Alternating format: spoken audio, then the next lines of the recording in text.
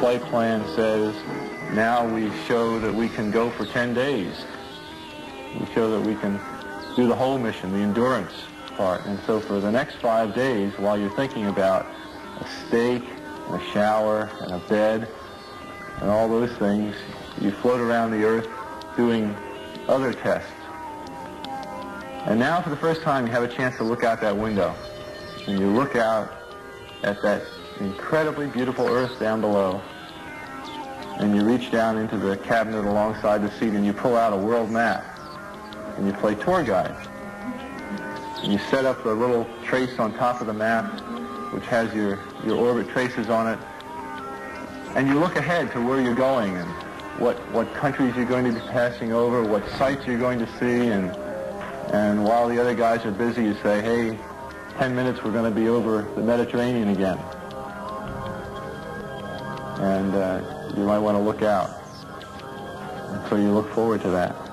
And you go around the world, around and around and around, performing these tests. And every hour and a half, you go around the Earth, and you look down at it.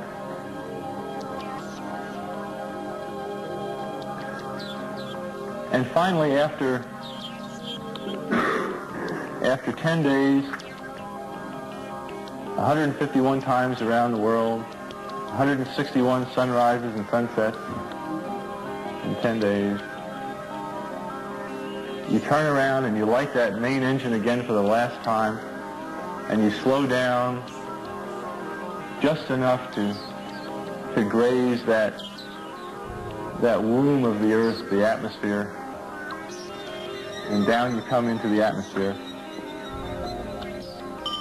And as you come back in, you have this, you experience that deceleration, the inverse of what you experienced to get there.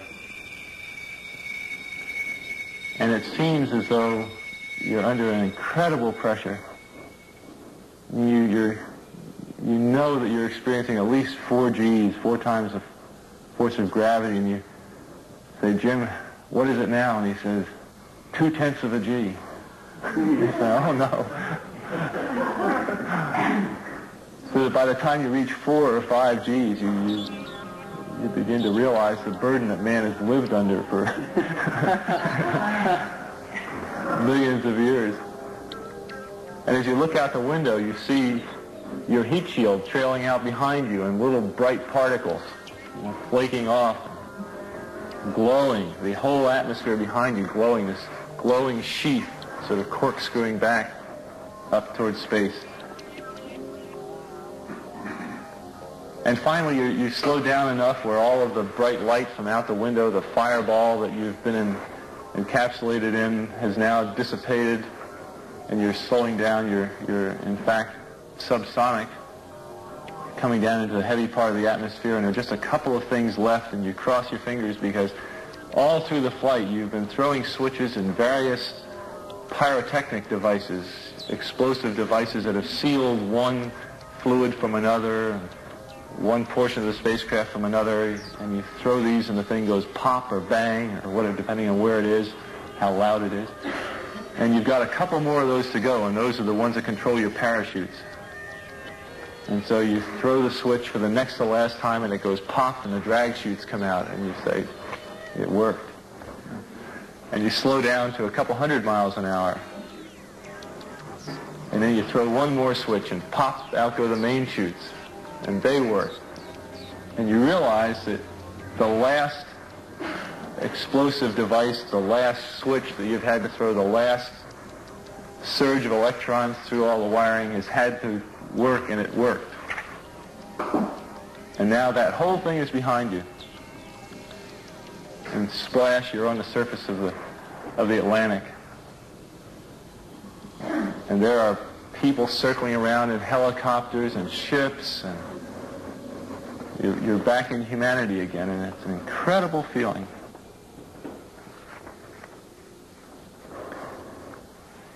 And what's it all meant?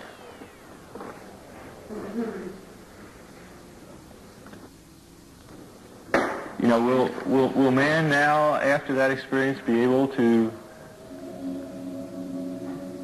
set foot on the moon and return to Earth by 1970? Yes. All of those things that had to work and be proven have worked and been proven. And you've been a part of it, and you've done a tremendous job.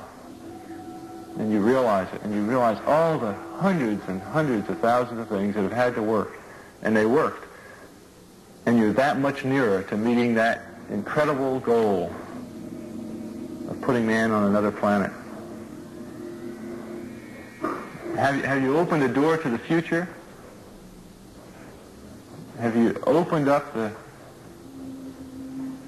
changed the nature of exploration? Yeah, you've done that. Man will not step back through that door and close it, except for perhaps short periods of time. You've opened up a new door. And are there any practical benefits from it? Yeah, lots of practical benefits. Ad infinitum.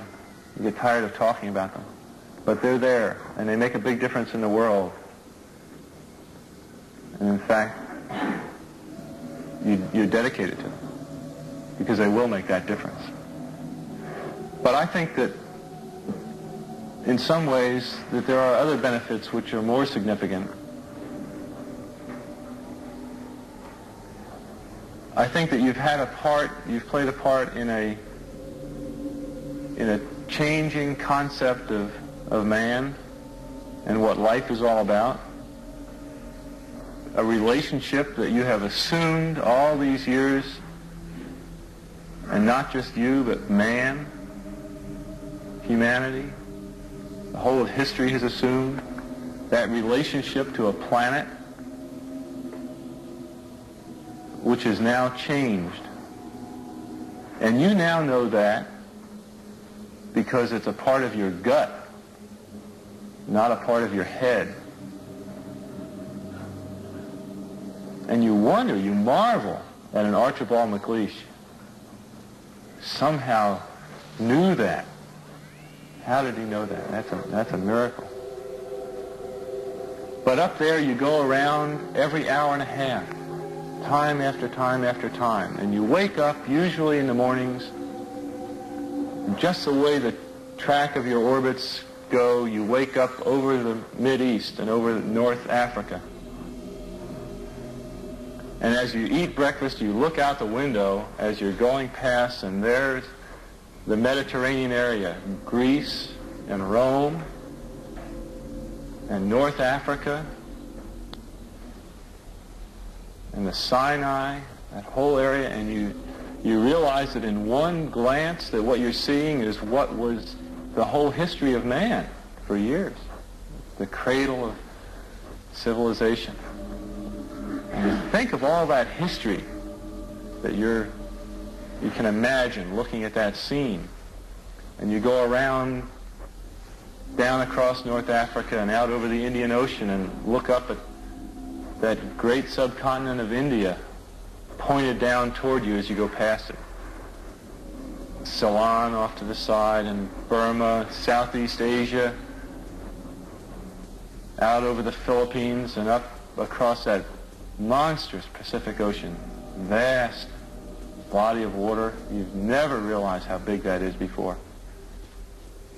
And you finally come up across the coast of California, and you look for those friendly things, Los Angeles and Phoenix, and on across El Paso, and there's Houston, there's home, you know. And you look, and sure enough, there's the Astrodome. You know, and you identify with that. You know, it's an attachment. Out all across in New Orleans, and then looking down to the south, and there's the whole peninsula of Florida laid out, and all the hundreds of hours you spent flying across that route down in the atmosphere. You know, all that is friendly again, and you go out across the Atlantic Ocean and back across Africa, and you do it again and again and again. And that identity, that you identify with Houston, and then you identify with Los Angeles and Phoenix and New Orleans and everything. And the next thing you recognize in yourself is you're identifying with North Africa. You look forward to that. You anticipate it. And there it is, and that whole process begins to shift of what it is you identify with. When you go around it in an hour and a half, you begin to recognize that your identity is with that whole thing. And that makes a change.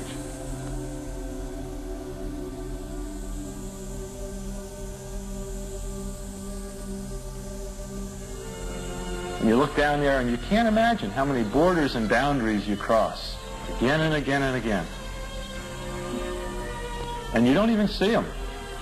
And that wake-up scene the year before, there you are, hundreds of people killing each other over some imaginary line that you're not even aware of, that you can't see. And from where you see it, the thing is a whole, and it's so beautiful.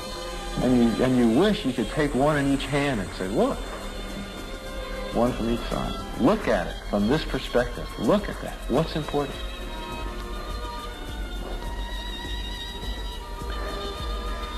And so, a little later on, when your friends, again, those same neighbors, the person next to you, goes out to the moon, and now he looks back,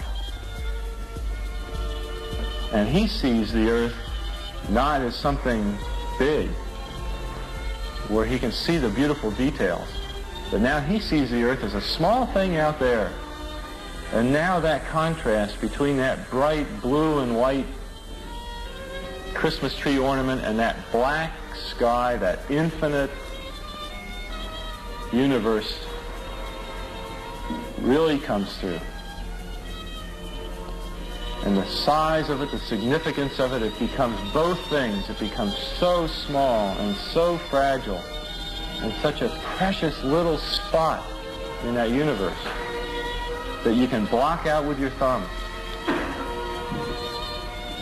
And you realize that on that small spot, that little blue and white thing, is everything that means anything to you. All of history and music and poetry and art and war and death and birth and love, tears, joy, games, all of it on that little spot out there that you can cover with your thumb. And you realize that that perspective is, that you've changed, that there's something new there. That relationship is no longer what it was.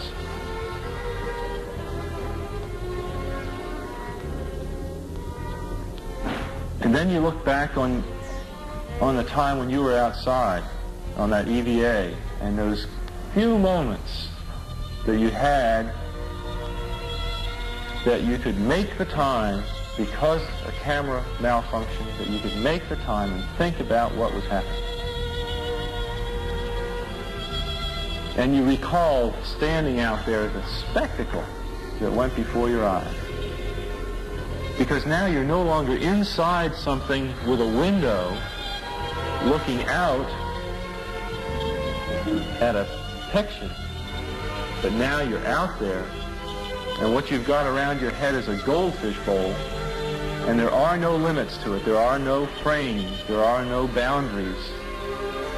You're really out there, over it, floating, going 25,000 miles an hour, ripping through space and vacuum,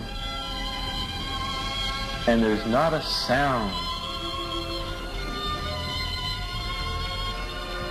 There's a silence, the depth of which you've never experienced before, and that silence contrasts so markedly with the scenery, with what you're seeing, and the speed with which you know you're going intellectually in your head. That contrast, the mix of those two things, really comes through. And you think about what you're experiencing and why. Do you deserve this fantastic experience? Have you earned this in some way?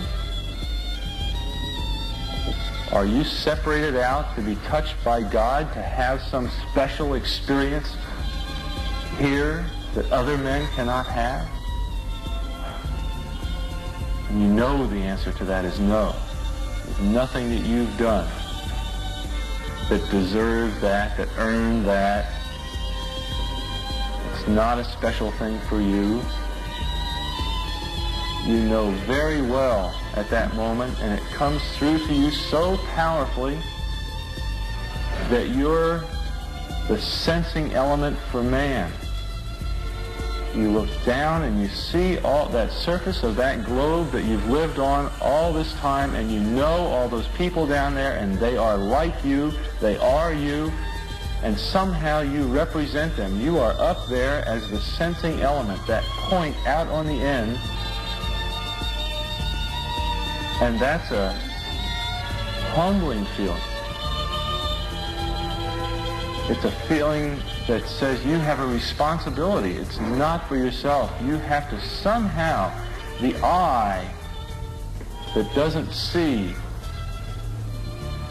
does not do justice to the body. That's why it's there. That's why you're out there. And somehow you recognize that you're a piece of this total life. And you're out on that forefront, and you have to bring that back somehow. And that becomes a rather special responsibility. And it tells you something about your relationship with this thing we call life. And so that's a change. That's something new. And when you come back, there's a difference in that world now. There's a difference in that relationship between you and that planet and you and all those other forms of life on that planet, because you've had that kind of experience, and it's a difference. And it's so precious.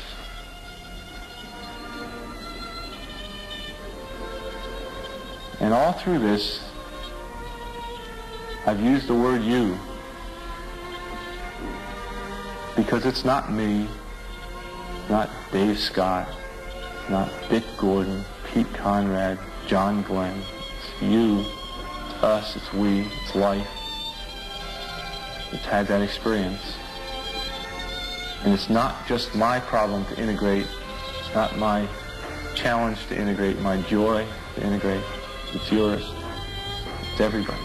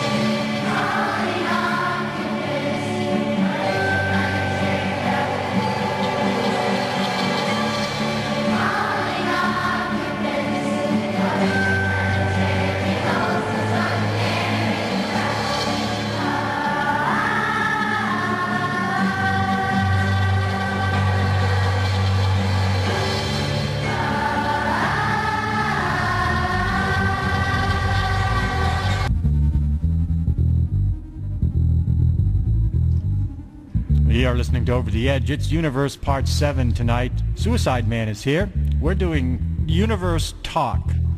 Give us a call. The number is 510-848-4425. What is it about the universe that intrigues you that you would like a little bit of insight on, maybe?